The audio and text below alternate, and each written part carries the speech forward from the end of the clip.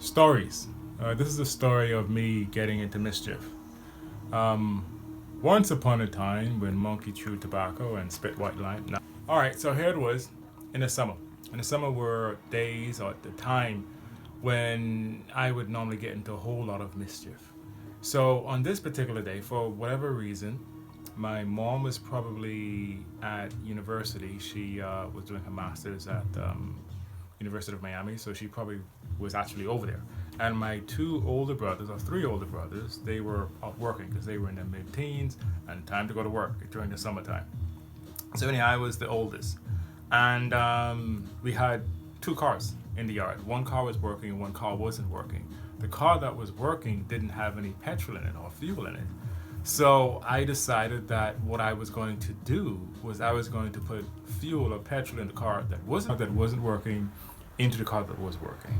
Now you're gonna ask me how I decided to do this. There are two ways that I decided to do this. One was actually trying to siphon the gas out, but that wasn't working. I didn't have a whole lot of work or success with that.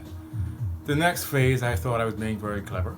I actually nailed a hole in the gas tank, jacked the car up. Now imagine this, a little 12-year-old jacking the car up in those old jacks, right? How dangerous it is. Nailing a hole with a hammer and a nail in the gas tank to get the fuel out, right? I did that. So we got the fuel out and took one day to do that and was plotting, had enough time to change your mind, didn't change your mind. And the next day, proceed to put that fuel into the car that was working. Took the car out with my two younger brothers and my younger cousin out to the beach on a joyride. So coming back, got to the beach, drove there, no problem. Now coming back, I think called Bayfront. Yeah, coming back, my younger cousin said, "Oh, this is boring. You know, if it was Dave's older brother, he would have done this and he would have done that. So now what? What do I have to do? I gotta represent, and I have to show that I can do it too." So I mashed my foot on the gas, and the car literally spun out of control. This was now, we're talking probably in the early 80s, and this was a Cutlass. I can't remember Cutlass, Oldsmobile Cutlass, so doesn't matter to make up the car. Rear-wheel drive. So those back tires started to spin. So we're coming, imagine now, I'm coming off a dirt road onto an asphalt road, and it hit the road, and it just kind of spun out of control, and it started to S on that little road, and I'm trying to control the car. I have no idea how to control the car. And the thing about it now, the other part is that in going out, this road was on a marsh. So it was more or less built up, and on both sides were kind of like ravine. So I slid off the road, the nose slid off the road, and went sideways into the swamp. So the front part of the car is in the swamp, and I'm panicking. And my cousin, who was kind of, I'm not blaming my cousin because I was the idiot that actually tried to be like Dave and tried to impress. So anyhow, he tried to start the car, and I couldn't get the car started.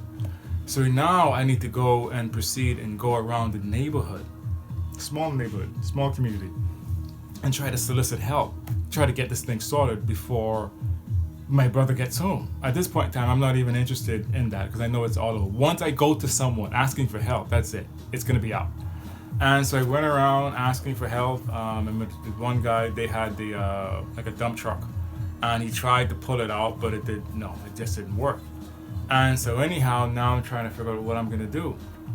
Fast forward, went back out to the car, and remember the ignition had a little glitch in it. And when I panicked and everything else, I forgot this glitch.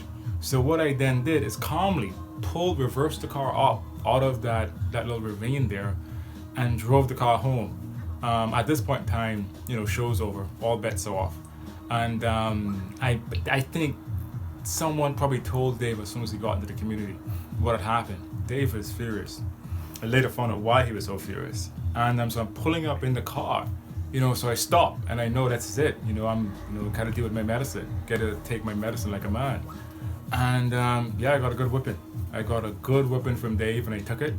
And but this is the good part of the story, though. Is after that, what he then did, he then took me out for a driver's lesson, and then proceeded to tell me, how dangerous it was. And I knew that at this point in time too, how dangerous it was for me to do what I did, let alone using a nail to get fuel out of the gas tank. But the driving part, and how I could have really endangered my life, and unfortunately nothing happened, and also the lives of my two younger siblings, and also my cousin.